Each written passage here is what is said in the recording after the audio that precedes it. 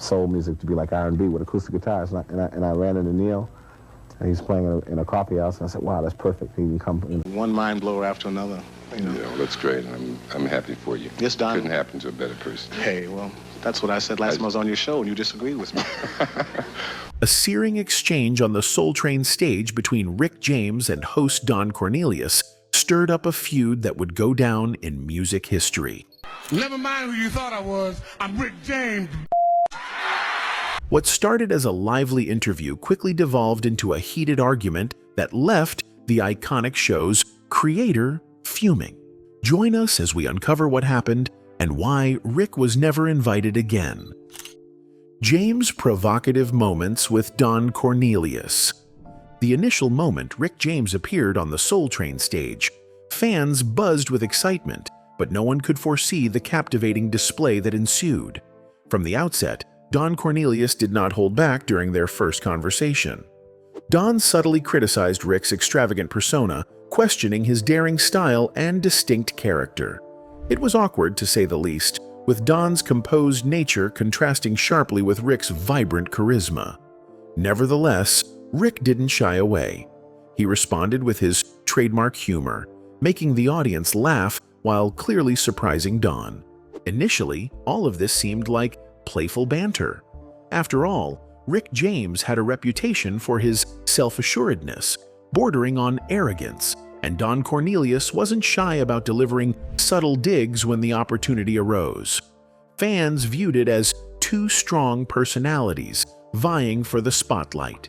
Over the years, their exchanges unfolded in this manner. Rick would arrive, bringing the funk and exchanging good-natured jabs with Don. However, behind closed doors, matters weren't as carefree as they seemed. In one of their most notorious interviews, Don addressed Rick's unpredictable reputation. That's what I said last time I was on your show, and you disagreed with me. Rick, clearly irritated, retorted with a playful smirk. His unpredictability sparked conversations as he asked Don a question. Don's tension was evident, but Rick handled it like a veteran. Still, insiders began to observe their interactions becoming less amiable and increasingly, well, personal.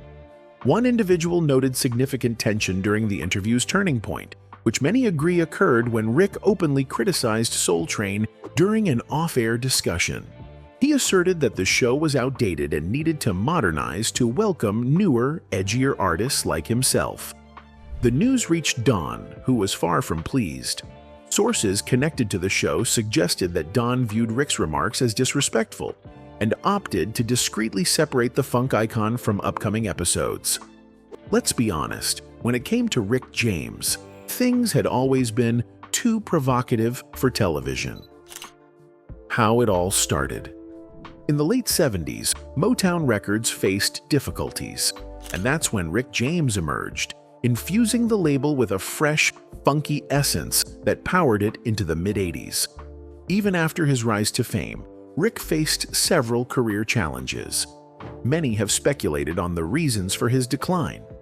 Rick had previously been with Motown before achieving fame, but it didn't succeed initially.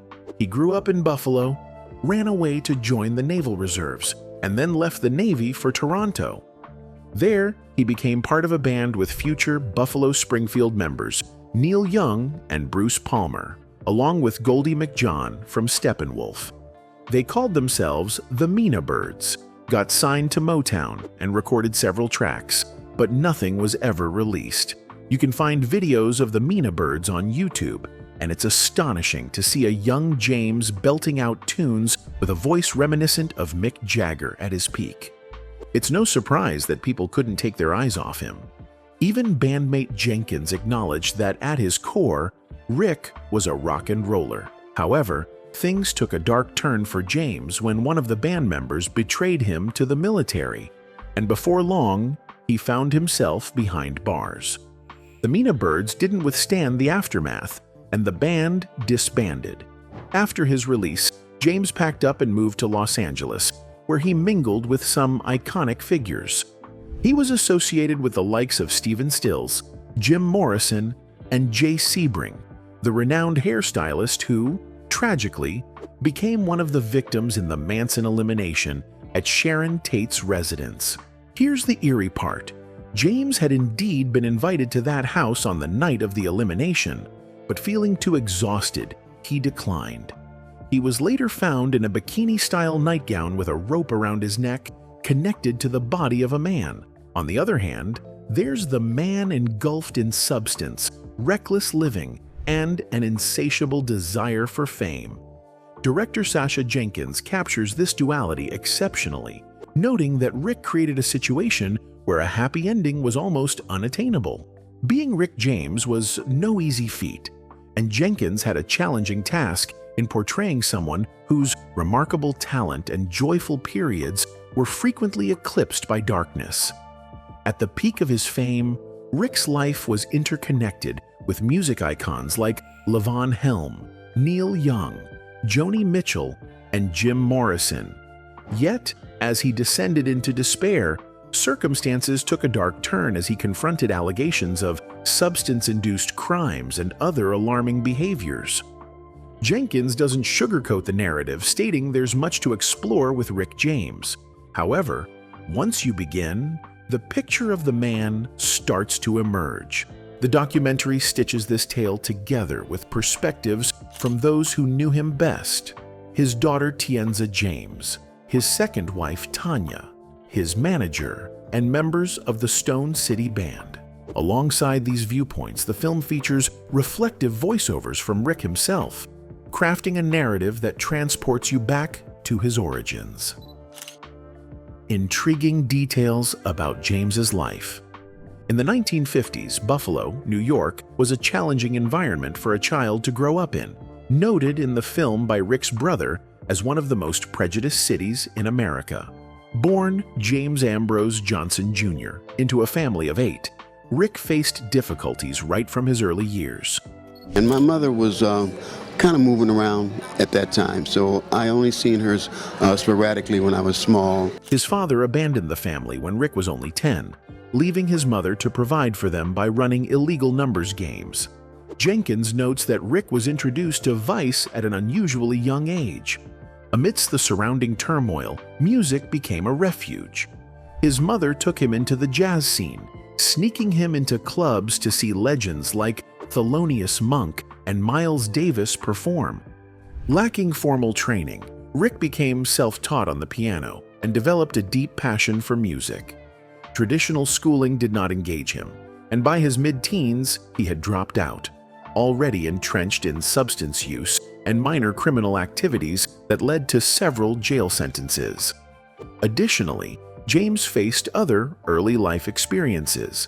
In his autobiography, he recounts losing his virginity at 9 or 10 to a 14-year-old local girl. He implies in the book that his adventurous nature developed early, which would become a recurring theme in James's music, energizing his output in a way that few artists could replicate. Before he would venture out on his own, he ended up playing alongside Neil Young in the Mina Birds in Toronto. He formed friendships with Neil Young and Joan Mitchell and began to solidify his aspirations for a music career. He established the Mina Birds, a group that blended soul, funk, and rock and roll, quickly becoming a recognized figure in the city, igniting the kind of energetic audiences he would later be known for. After relocating to Los Angeles, James became a remarkable part of the emerging counterculture movement and developed friendly ties with the rock elite leading that charge. Jim Morrison even introduced him to his first acid experience during their initial performance together. James was incredibly exuberant and thrilled to be performing this music. He truly came alive. In 1973, he finally emerged as a solo star after years of working with bands and being an uncredited songwriter. He signed with A&M and released his debut single under the name Rick James, My Mama. After forming the Stone City Band, he delivered his debut album, Come Get It, in 1978, featuring a top 20 hit with You and I and the classic Mary Jane. He continued to release music at a remarkable pace, and by the time of 1981's Street Songs, his most commercially oriented album hit stores, having already produced 5 albums filled with incredible funk tracks. In 1989, after the release of his 11th album, the singer experienced a flop in the UK, which was the only market where it was available, leading to James losing his contract with Warner Brothers the next year.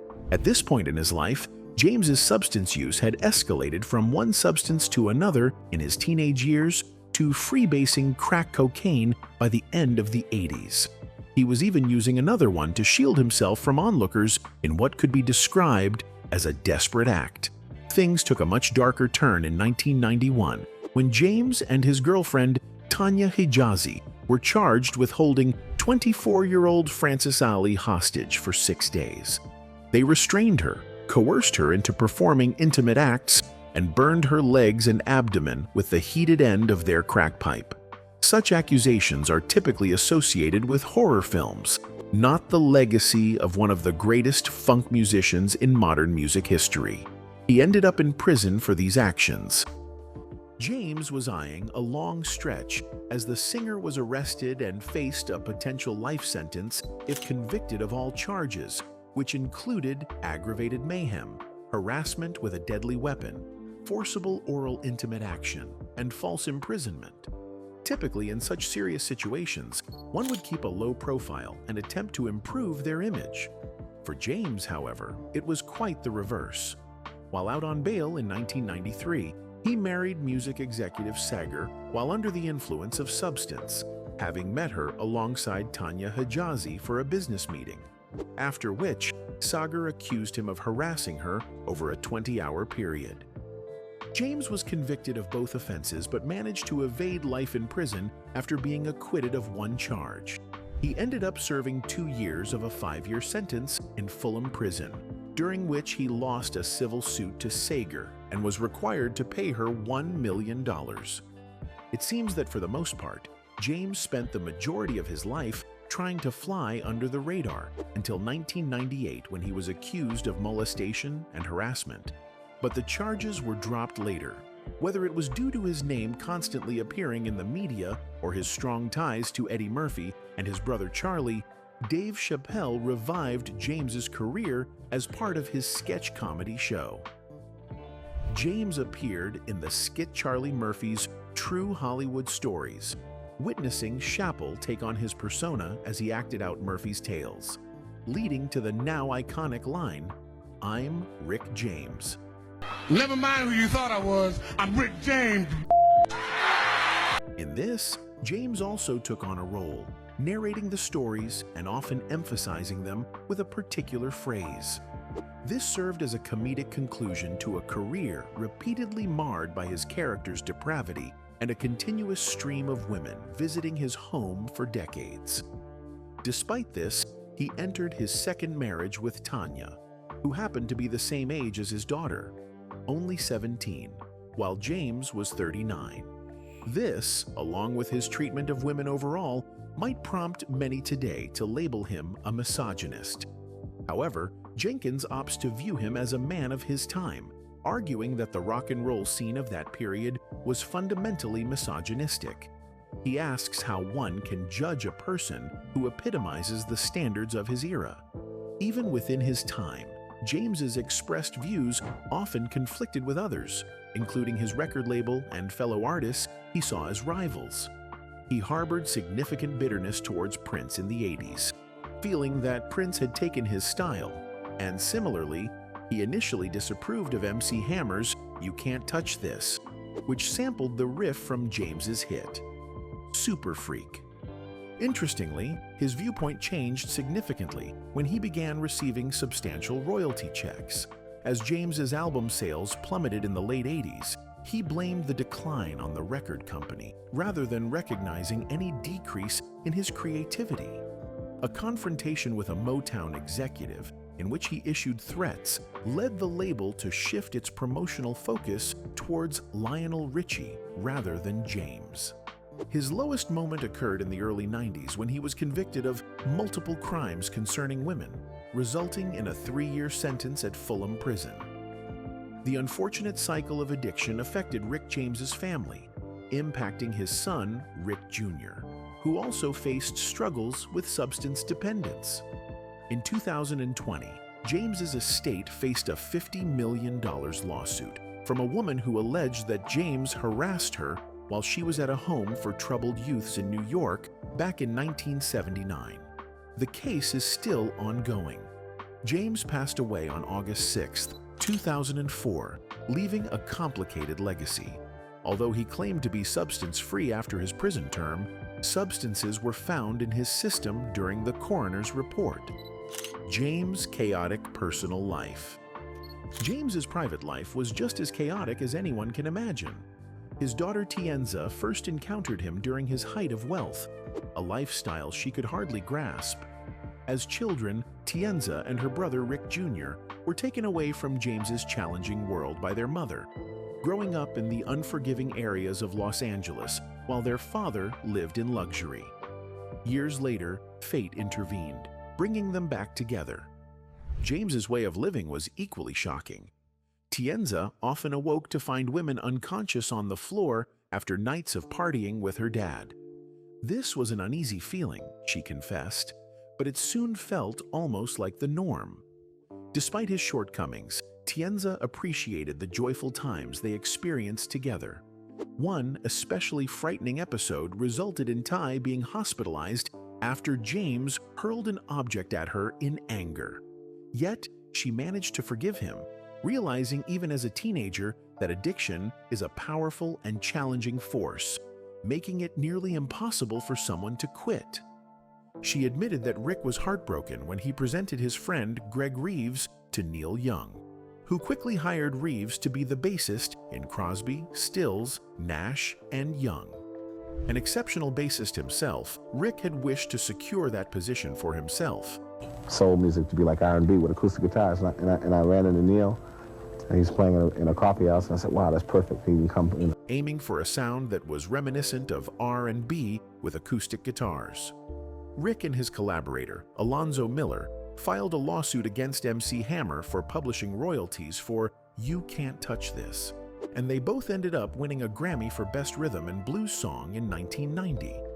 Awkwardly, Rick stated he would never have allowed the sample if he had been consulted first, regardless of who he thought he was. He was Rick James. After contributing so much to the industry and black artists, his health began to decline. R&B and funk pioneer Rick James reportedly died at his home in Los Angeles. He hated him.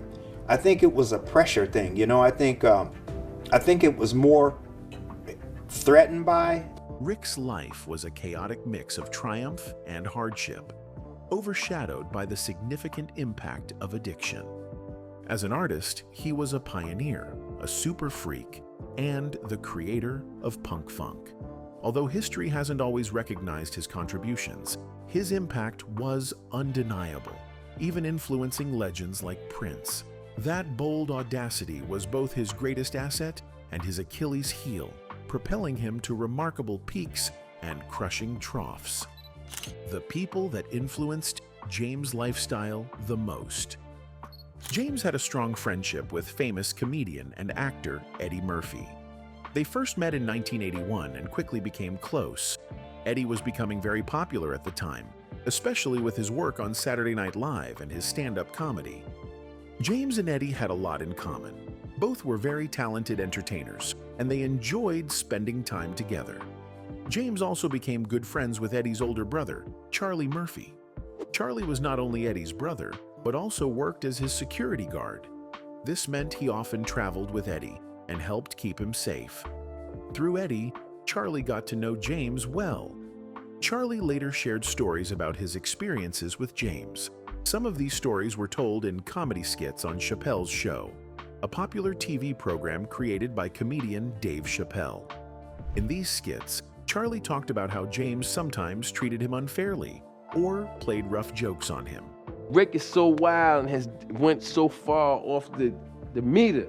It's shit that I can't even tell you on TV. The stories were meant to be funny, but they also gave people a glimpse into James's personality. He was known for being wild and unpredictable, especially during his younger years when he was heavily involved in partying, substance, and an extravagant lifestyle. Despite these moments of mistreatment, Charlie and James still shared a history of friendship. They spent a lot of time together, and Charlie saw firsthand how James lived his life. James was also close friends with actress and director Debbie Allen. Debbie was a well-respected figure in Hollywood, known for her work in dance, acting, and directing. She had a deep passion for the arts and cared about the people in her life. One day, Debbie invited James to see a Broadway show. She wanted to share an important experience with him and hoped he would enjoy it. To make sure he could attend, she even arranged for a car to pick him up and take him to the theater. This showed how much she valued their friendship and wanted him to be part of something special. However, James was living a reckless lifestyle at the time. He spent most of his days partying, using substance, and engaging in risky behavior. By the time he arrived at the Broadway show, he was completely exhausted. Instead of watching the performance, he fell asleep in his seat. He did not mean to be disrespectful, but his body was simply too tired to stay awake. After the show, Debbie was very upset. She invited James to the dressing room and confronted him about his actions. She pinned him down, which means she physically held him in place to make sure he listened to her. She looked him in the eyes and spoke from her heart. She told him that he was wasting his life. She could see that his lifestyle was leading him down a dangerous path, and she was genuinely worried about him. She was frustrated because she knew James had so much potential, but he was not taking care of himself. He was using substance all the time and focusing only on pleasure instead of his future. At that moment, James realized that Debbie was right. He promised her that he would change his ways. He told her that he would stop his bad habits and start living a better life. However, even though he made this promise, he could not keep it. That same night, he returned to his old lifestyle, continuing to party and use illegal substances. James had a serious problem with substance addiction. It was something that affected many parts of his life, including his friendships, career, and health. Even though he was a very talented musician and performer, his addiction made it hard for him to stay focused and responsible. Many people who cared about James tried to help him. Debbie Allen was just one of the many friends who wanted him to change. People saw how much talent he had, and they knew he could have an even greater career if he took care of himself. But addiction is a very difficult battle. Even when someone wants to change, breaking free from substance use can be extremely hard. James's addiction led to many ups and downs in his life. There were times when he seemed to be doing well, but then he would fall back into his old habits. His fame and wealth made it easy for him to get access to those substances, and the people around him did not always stop him from using them. Instead, many people in his circle encouraged his behavior or joined him in partying. Despite these struggles, James still had a strong fan base. People loved his music and performances. He was full of energy on stage, and his unique style made him stand out in the entertainment world. Even though he was battling addiction, he continued to create music that people enjoyed. The friendships James had with Eddie Murphy, Charlie Murphy, and Debbie Allen were important in his life. They were not just casual friendships, they were deep connections with people who truly cared about him. These friendships gave him support, laughter, and moments of truth. Eddie Murphy was a superstar in Hollywood, but he still valued James as a close friend. They shared many experiences together, and Eddie likely saw both the good and bad sides of James's personality. Charlie Murphy, as Eddie's brother and security guard, had even more direct interactions with James. His stories on Chappelle's show showed that James could be both funny and difficult to deal with at times. Debbie Allen, on the other hand, played a different role in James's life. While Eddie and Charlie were friends who shared fun moments with him, Debbie was a friend who wanted to help him change for the better. She saw James's struggles and wanted to guide him in the right direction. Her confrontation with him in the dressing room was an act of tough love. She was not afraid to tell him the truth, even if it was hard for him to hear. James's story is an example of how fame and success do not always lead to happiness. Even though he was famous and talented, he still struggled with personal issues. His friendships with Eddie Murphy, Charlie Murphy, and Debbie Allen showed that people cared about him and wanted the best for him. But ultimately, he had to make his own choices. One of the biggest lessons from his life is that addiction can take control of even the most talented people. No matter how much potential someone has, addiction can hold them back and lead them down a dangerous path. Another important lesson is the value of true friends. Real friends are the ones who care enough to tell you the truth, even when it is difficult. Debbie Allen did not stay silent when she saw James ruining his life. She spoke up and tried to help him. That is what real friends do. James's story also reminds us that promises to change are easy to make, but hard to keep. He told Debbie he would stop his bad habits, but addiction is not something that disappears overnight. Overcoming addiction requires serious effort, support, and sometimes professional help. James was also good friends with legendary Motown singers Smokey Robinson and Marvin Gaye. When James was a teenager, he looked up to them as role models. He admired their talent and dreamed of becoming a successful musician like them. Later in life, he got the chance to befriend them, which was a huge honor for him. In addition to being friends with Marvin Gaye, James also became close with Marvin's second wife, Janice. Their friendship grew over time, and James became the godfather of Marvin's daughter, Nona. This showed how much trust and respect Marvin and his family had for James. Being a godfather is a special role, and it meant that James had a strong bond with Marvin's family. James's friendship with Smokey Robinson started soon after he signed with Motown, the famous record label that Smokey was a big part of. The two musicians had a lot of respect for each other. In 1983, they worked together on a song called Ebony Eyes, which became a hit. This song was a special project for James because it allowed him to collaborate with one of his idols. James also deeply admired David Ruffin, who was the lead singer of The Temptations, a famous Motown group. He loved David's powerful voice and stage presence. I found someone to take the place of you. It's just a fear that builds within me every time you touch my hand.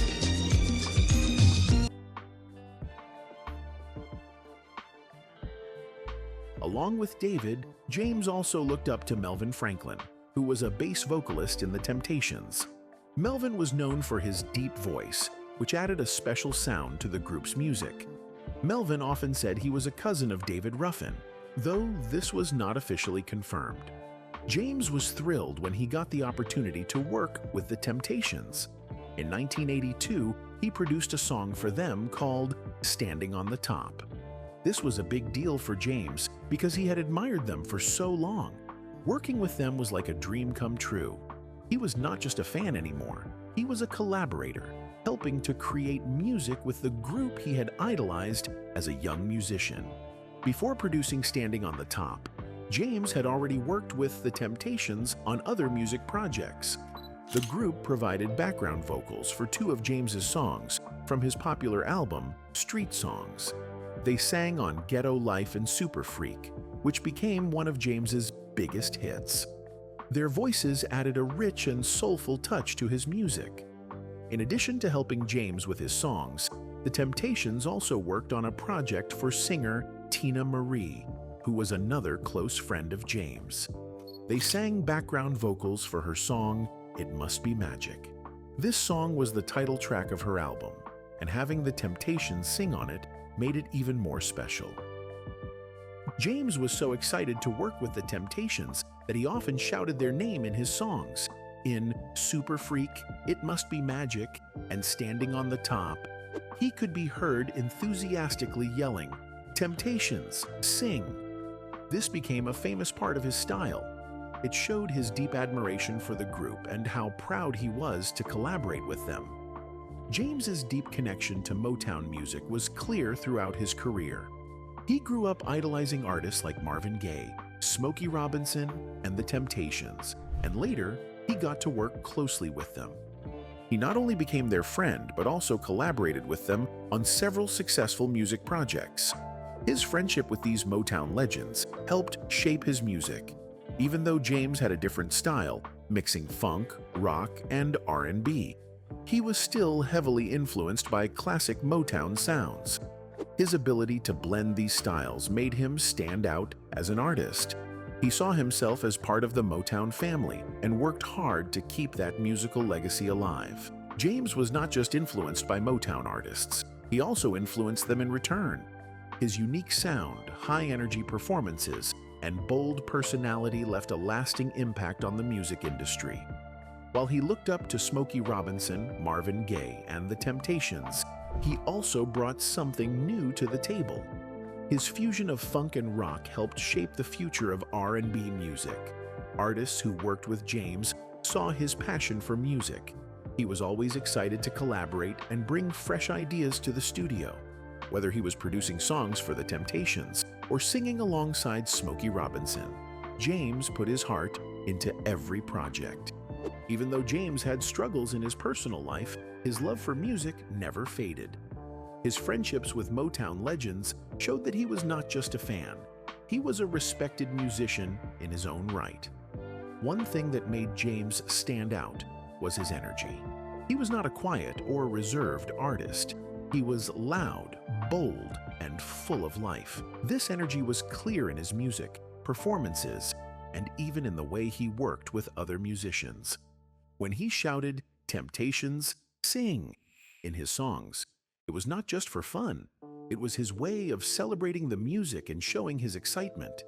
James's style was a mix of funk, rock, and soul, and he had a way of making music feel larger than life.